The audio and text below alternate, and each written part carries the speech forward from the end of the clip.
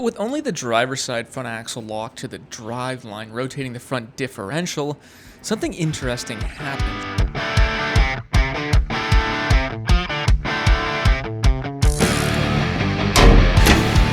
Welcome back, I'm Alex. Today we're going to be looking at what a center axle disconnect is and how it integrates into a four-wheel drive system. Specifically, we're going to be looking at my Ram 2500 Power Wagon. You going to be a good shop helper today? Hey, better hold that flashlight for me. Yeah, you. Now, fellas, fear not, 3-liter Duramax, it's still coming. I'm picking that baby up tomorrow. We're going to be towing with it.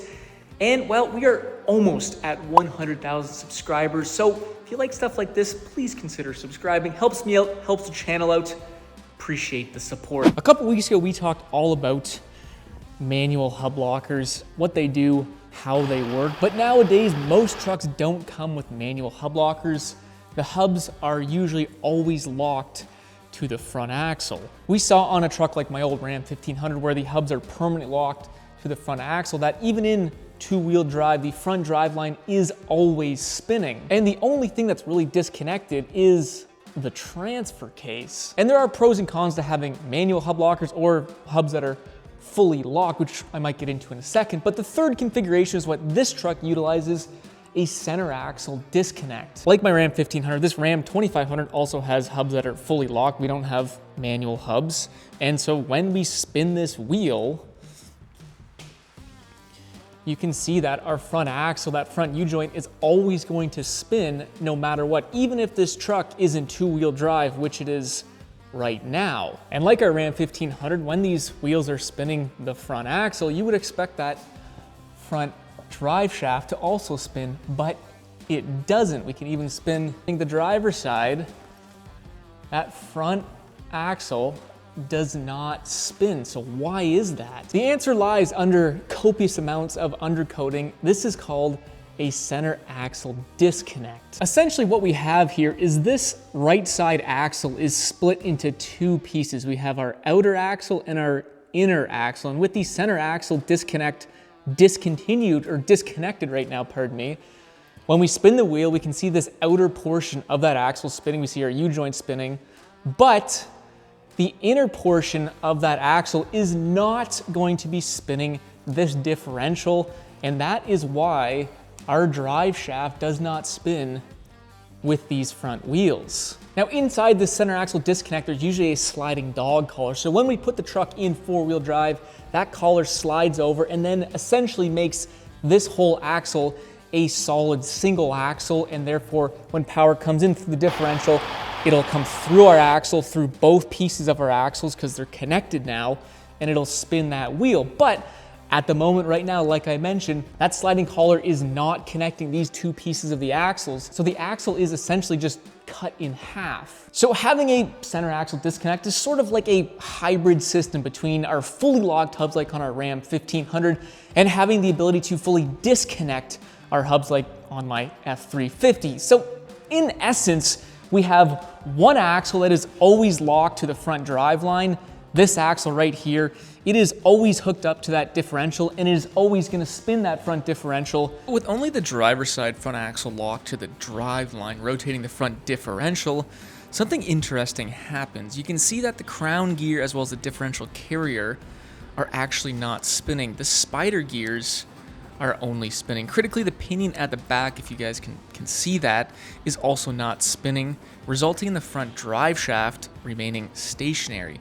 So by simply unlocking one axle, we can stop almost all of the front drive line from rotating, and that is the magic of a center axle disconnect. So hopefully that quick-ish explanation makes some sense. If it doesn't, drop a comment down below and I'll try and answer as best I can. I find this stuff very interesting, the truck nerd I am. Are there benefits to having one of these four-wheel drive systems, center axle disconnect, fully disconnecting hubs? Well, there are pros and cons, certainly, and I guess it depends on what you're looking for out of your four-wheel drive vehicle, and I guess we can touch on some of the pros and cons. The biggest disadvantage of having a center axle disconnect, in my opinion, is it's just another electrical, mechanical failure point when engaging your four-wheel drive system, because there's now two engagement points. You have to engage your transfer case as well as your center axle disconnect, whereas my Ram 1500 and most other 1500s, there's only one 4x4 engagement point. So just another thing not to go wrong. Now, up to really recently, these Power Wagons you could outfit with a manual transfer case, but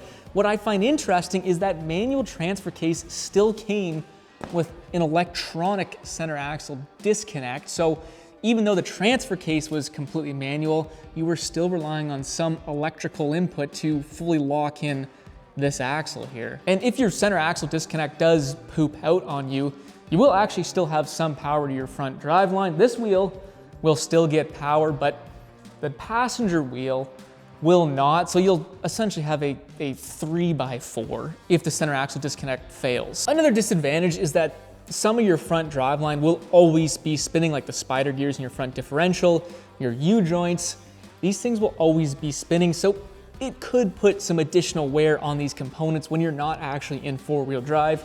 Whereas this truck, when I disconnect those hubs, the front driveline does not move at all. But again, pros and cons. I actually think having your U-joints continuously moving is actually a good thing because there's less chance of them seizing like there was on my F350. So it does depend on what you're looking for out of a four-wheel drive system. Lastly, if you put this truck in four-wheel drive when it's driving down the road, it's gonna put a lot of pressure on the transfer case because, as we saw, that front drive shaft is not spinning. So when you hit that four-wheel drive button, that drive shaft has to spin up very quickly, and it's gonna put a lot of pressure on that transfer case. So that's another thing that you don't have to worry about, like on something like my Ram 1500, where the driveline is already spun up and you can just push that button and not need to worry. So in a perfect world, if you were going to engage a center axle disconnect four-wheel drive system, the truck would be stopped or going very slowly.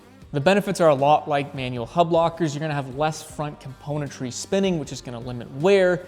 Also, you're gonna have less drag on the front wheels, which could increase your fuel economy. So ultimately, each system has their pros and cons, and I can't stress this enough. It just depends on what you want out of your truck. I mean, for me, if you want ultimate reliability, this is the setup. You want manual hub lockers, and you want a manual four-wheel drive transfer case, because it's just gonna eliminate any electronics. It's gonna have less problems. Where if you just want something simple and easy, you're probably gonna want something like a Ram 1500. You just push the button and you forget about it. Whereas with this truck with a center axle disconnect, you kind of get a little bit of both. You might get a little bit less wear on the front componentry, maybe you save a little bit of fuel economy, but ultimately you do still have to rely on electronics that could or could not fail on you when you need it most. Well, again, hopefully that made sense. Let me know what four-wheel drive system you guys are running on your trucks. And like I said, if you have any questions, drop them down below and I'll try and answer as best I can. If you did like the video, don't forget to leave that thumbs up. And if you like cool stuff like this, don't forget to subscribe. We are almost at 100,000 and love to have you guys on board. Anyways, enough of me. We'll see you in the next frickin' video.